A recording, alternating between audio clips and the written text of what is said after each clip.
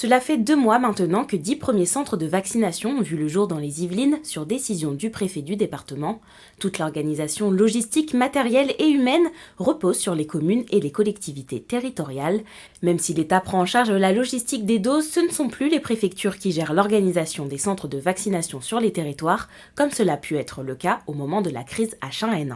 Il y a aussi le fait qu'il y a une décentralisation. Et donc, c'est aussi à nous de prendre nos responsabilités et d'être là pour organiser. L'État doit davantage se reposer vers ceux qui ont aujourd'hui les ressources matérielles et humaines. Une organisation importante pour les mairies qui doivent gérer les listes d'attente en fonction des doses disponibles. L'agglomération de Versailles-Grand Parc compte 270 000 habitants. 1000 personnes sont sur liste d'attente pour la seule ville de Versailles.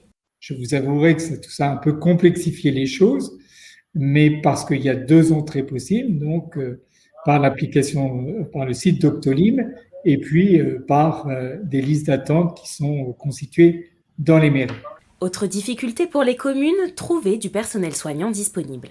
Ils sont déjà eux-mêmes submergés par les différentes vagues pandémiques, donc c'est à nous d'organiser cet encadrement sanitaire, un encadrement administratif avec nos personnels de la ville, et puis on y a joint également du bénévolat. Et c'est grâce à toutes ces forces volontaires que les mairies peuvent réagir rapidement, comme lors du week-end du 6 et 7 mars, où 5000 doses supplémentaires ont été distribuées dans les différents centres.